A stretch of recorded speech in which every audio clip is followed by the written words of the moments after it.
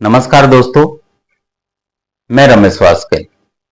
दोस्तों, आज हम बात करेंगे कि कोई भी बिजनेस शुरू करने से पहले 5 स्किल्स आपके अंदर होना चाहिए। अगर ये 5 स्किल्स आपके अंदर है तो आप बिजनेस में बिंदास उतर जाइए।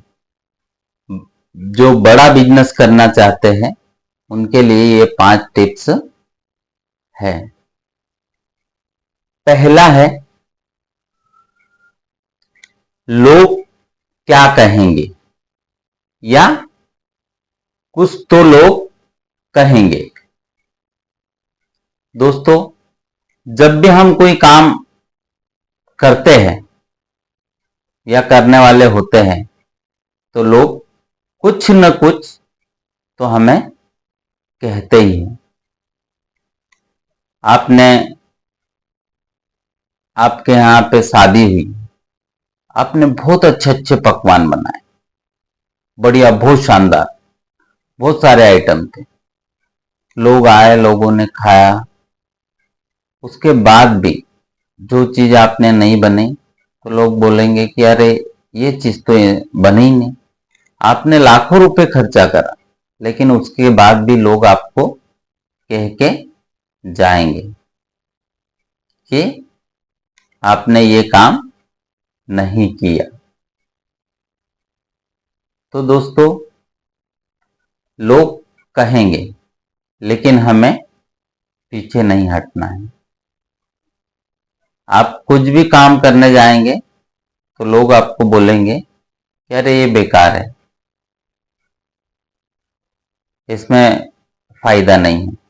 और जहां आपने लोगों की सुनी तो आप बाहर निकल नहीं पाएंगे। तो इसलिए हमें लोगों की न सुन करके हमारे काम पर फोकस करना चाहिए।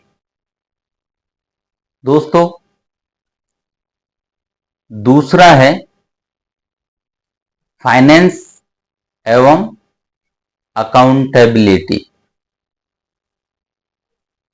फाइनेंस, अगर हम बड़ा व्यापार कर रहे हैं तो हमें देखना है कि हमारी फाइनेंशियल कंडीशन क्या है।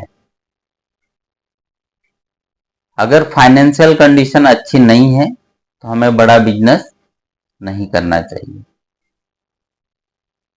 और बड़ा बिजनेस हमें लोन लेकर के तो बिल्कुल भी नहीं करना चाहिए।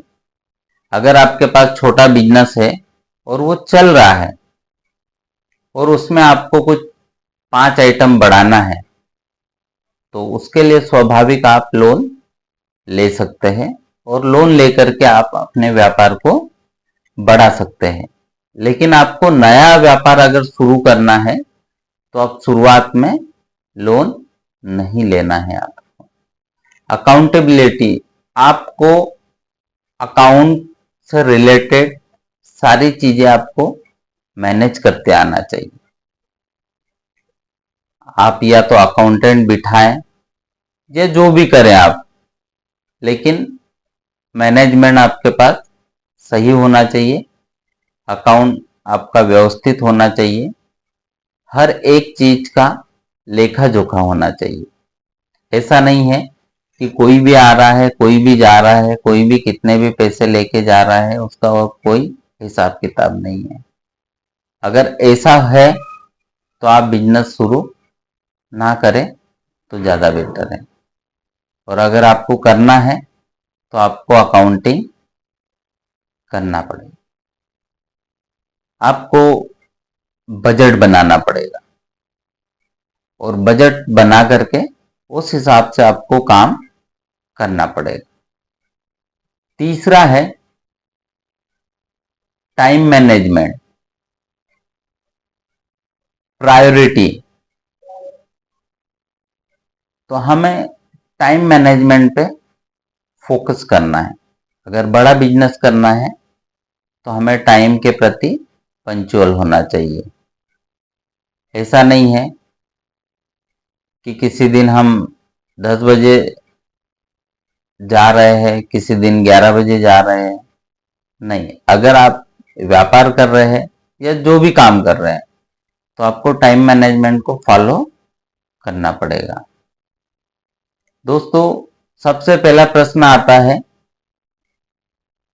कि समय प्रबंधन क्या है। तो समय प्रबंधन स्वयं के प्रबंध के, आपने अगर स्वयं का प्रबंध कर लिया, आपका आना जाना, उठना बैठना, काम करना, ये सब की आपने एक रूपरेखा बना रखी है, तो इसका ये मतलब है कि आप समय प्रबंधन का पालन कर रहे हैं। दोस्तों, समय प्रबंधन क्यों, हमें समय का प्रबंध क्यों करना है? तो हमें समय का प्रबंध इसलिए करना है कि हमें एक निश्चित समय में हमारी लक्ष्य की पूर्ति करना है। दोस्तों, समय प्रबंधन में पहला आता है प्रतिस्पर्धा का माहौल। जहां देखोगे वहां आपको कंपटीशन मिलेगा और उस कंपटीशन में आपको शामिल होना है, तो आपको समय प्रबंधन का पालन करना होगा। अफ्रीका के जंगलों में जब सुबह एक चीता जागता है तो वो ये भी जानता है कि अगर मुझे शाम तक जिंदा रहना है तो तेजी से भाग करके हिरण को पकड़ के खाना होगा। दोस्तों, उसी अफ्रीका के जंगलों में जब सुबह एक हिरण जागता है तो वो भी ये जानता है कि अगर मुझे शाम तक जिंदा रहना है तो चीते से भी ज्यादा तेजी से भागना पड़ेगा। तो दोस्तों, आप चीता है या हिरण, कोई फर्क नहीं पड़ता, हमें सूर्योदय होते ही भागने के लिए तैयार रहना है, क्योंकि मार्केट में कंपटीशन है, होड़ है। हमें कंपटीशन किससे करना है?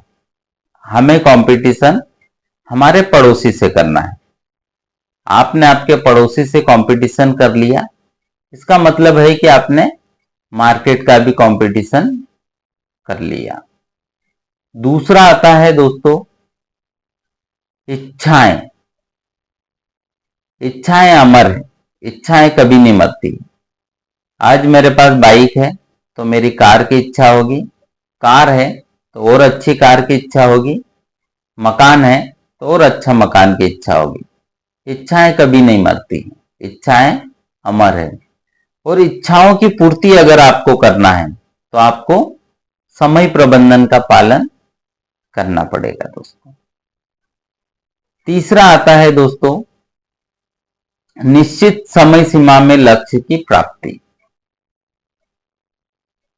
हम समय प्रबंधन का अगर पालन कर रहे हैं तो हमें निश्चित समय सीमा में एक लक्ष्य की प्राप्ति भी होना चाहिए।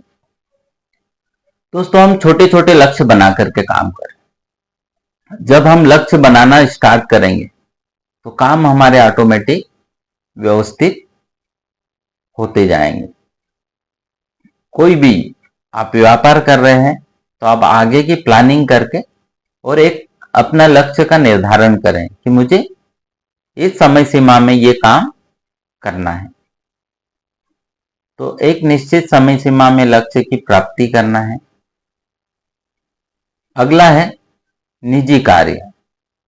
दोस्तों, आपके स्वयं के काम भी, उन्हें भी आपको मैनेज करके चलना पड़ेगा।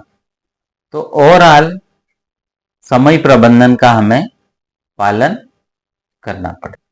चौथा है दोस्तों मार्केटिंग। आपके अंदर मार्केटिंग की स्किल्स भी होना चाहिए। अगर आप बड़ा बिजनेस कर रहे हैं तो मार्केटिंग की स्किल आपके पास होना चाहिए। मार्केटिंग ऐसी होना चाहिए कि हम गंजे को कंगी बेच दें। मार्केटिंग जबरदस्त तरीके से होना चाहिए। दोस्तों, आपने देखा होगा कि जब जियो आया नहीं था उससे पहले 2 साल पहले ही हर व्यक्ति की जबान पे जियो जियो हो गया था, और जैसे ही लॉन्च हुआ वैसे ही एक बूम हो गई थी। तो दोस्तों, इस प्रकार की मार्केटिंग होना चाहिए। हर जगह जगह मार्केटिंग होना चाहिए। हमारा प्रोडक्ट लोगों के दिलो दिमाग में छा जाना चाहिए। कई प्रकार के तरीके हैं मार्केटिंग करने के। आप सोशल मीडिया के माध्यम से मार्केटिंग कर सकते हैं, आप व्हीकल के माध्यम से मार्केटिंग कर सकते हैं, आप बैनर पोस्टर के माध्यम से मार्केटिंग कर सकते हैं। तो कई तरीके हैं जिससे हम मार्केटिंग कर सकते हैं। दोस्तों, अगला है सेल्स। हमारा जो प्रोडक्ट है उसे बेचना। तो सेल्स की कला भी हमारे अंदर होना चाहिए। दोस्तों, एक बार की बात है, एक मेरा फ्रेंड एक कंपनी में इंटरव्यू देने के लिए गया, और इंटरव्यू देने के बाद उसे बोला गया कि हमारा एक प्रोडक्ट है, उसे आप बेच पाएंगे क्या? थोड़ी देर सोचता रहा, बोले कि ठीक है, मैं प्रोडक्ट बेचने के लिए तैयार हूं, सेलिंग करने के लिए तैयार हूं। तो कंपनी ने क्या किया, उसके सामने 1 किलो मिट्टी ला के रख दी। वो देख करके अचंभित हुआ, लेकिन थोड़ा सोचने के बाद उसने बोले ठीक है, मेरी एक कंडीशन है। बोले बताइए? बोले 250-250 ग्राम के इसके 4 पैकेट बना दीजिए आप। तो 1 किलो मिट्टी के 250-250 ग्राम के 4 पैकेट बना दिए। अब वो बंदा 4 पैकेट लेकर के निकला, एक कॉलोनी में गया और वहां देखा इधर उधर, और जहां उसको बगीचा मिला वहां वो जा करके डोर नॉक किया। उसका ऑनर बाहर आता है और उससे वो मार्केटिंग के बारे में बात करता है, अपने प्रोडक्ट के बारे में बात करता है कि सर, मैं एक कंपनी से आया हूं और मेरे पास एक प्रोडक्ट है और बहुत ही शानदार प्रोडक्ट है। और गार्डन में घूमते घूमते उसने उसके साथ बात करना शुरू किया कि सर, ये आपकी पत्तियां झड़ रही है, पत्तियां पीली पड़ रही है, आपके फूल सही से प्रोग्रेस नहीं कर पा रहे हैं, पंखुड़ियां खिल रही है। इस टाइप से उसने पूरी तरह से ऑनर के साथ बात की, और उसने बताया कि हमारा प्रोडक्ट अभी लॉन्च हुआ है और इसका रिजल्ट बहुत शानदार है। अब बगीचे का जो ऑनर था वो शौकीन था, तो उसने बोला कि ठीक है भाई साहब, बताइए कितने का है ये प्रोडक्ट आपका? बोले सर, ज्यादा कुछ नहीं, 250 रुपए का एक पैकेट है। बोले कि ठीक है, हमें दे दीजिए आपके पास जो है। बोले सर, अभी तो मैं कंपनी का प्रचार प्रसार करने के लिए आया था, तो मेरे पास सिर्फ 4 पैकेट है। तो बोले ठीक है, 4 दे दीजिए आप। तो वो 1,000 रुपए में वो 4 पैकेट खरीद लिए उसने। अब अब वो बंदा वापिस आता है ऑफिस, और वहां आकर के वो 1,000 रुपए निकाल करके दे देता है और बोलता है मैंने आपका प्रोडक्ट बेच दिया। कंपनी वालों को विश्वास नहीं होता है कि 1 किलो मिट्टी बेच के आ गया ये बंदा। कंपनी वाले उसके साथ जाते हैं जहां उसने प्रोडक्ट बेचा, दरवाजा नॉक करते हैं, उसका ऑनर बाहर आता है और बाहर आकर के वो बोलता है कि बताइए?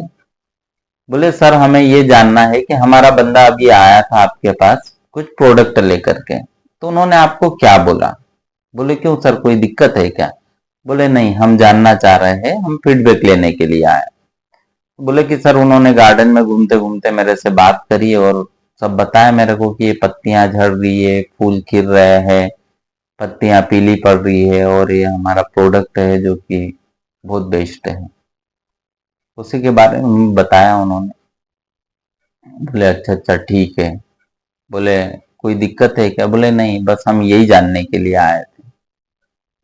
दोस्तों, उस बंदे की 50,000 रुपये सैलरी की वो थी, लेकिन जब उसका सेल्स इतना शानदार था तो उसको 1.5 लाख रुपए ऑफर किया गया। तो दोस्तों, इस प्रकार से हमारी सेलिंग होना चाहिए, इस प्रकार की हमारी कला होना चाहिए सेल्स करने की, कुछ भी सामान बेचने की।